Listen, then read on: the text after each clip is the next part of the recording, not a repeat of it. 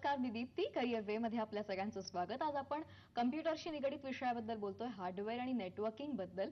आपल्याला असं दिसून येतं की सॉफ्टवेअर प्रमाणे हार्डवेअर आणि नेटवर्किंग या क्षेत्राची देखील जबरदस्त म्हणजे या क्षेत्रामध्ये काम करणाऱ्यांची खूप मागणी आहे, त्या प्रमाणामध्ये पुरवठा कमी आहे या क्षेत्रामधल्या प्रशिक्षित तरुणांचा। त्यामुळे रोजगाराच्या संधी अतिशय मोठ्या प्रमाणामध्ये उपलब्ध आहेत हार्डवेअर आणि नेटवर्किंग मध्ये।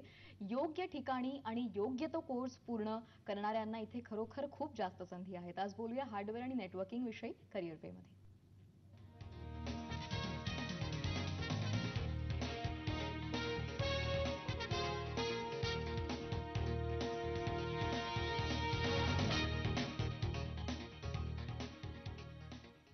हार्डवेअर आणि नेटवर्किंग मध्ये काय काय करिअर आपण घडवू शकतो, मुळात अभ्यासक्रम कुठे कुठे पूर्ण करू शकतो, काय अभ्यासक्रम असतात, या सगळ्याबद्दल बोलूया। मार्गदर्शन आपल्याला देण्यासाठी आपल्या स्टुडिओमध्ये आज आहेत सिलिकॉन व्हॅली या नामांकित संस्थेचे संचालक निलेश गायकवाड। नमस्कार निलेश सर। नमस्कार। तुमच्याकडनंच कळलं त्यानुसार आणि माझी माहिती थोडीशी होती की मागणी जास्त आहे इथे आणि तुलनेमध्ये तसं मनुष्यबळ, प्रशिक्षित मनुष्यबळ कमी आहे हार्डवेअर आणि नेटवर्किंग या क्षेत्रामध्ये। त्याबद्दल आपला अनुभव सुरुवातीला सांगायला मला थोडंसं। ऍक्च्युअली प्रॉब्लेम असा आहे की बरेचसे लोक ज्यावेळेस कम्प्युटर शिकायचं त्यावेळेस कम्प्युटर सॉफ्टवेअर या क्षेत्राकडे जास्त वळतात, परंतु हार्डवेअर आणि नेटवर्किंग हे थोडं टेक्निकल फील्ड असल्यामुळे आतापर्यंत बऱ्याचशा तरुणांचा कल हा हार्डवेअर नेटवर्किंग शिकण्याकडे जास्त नव्हता।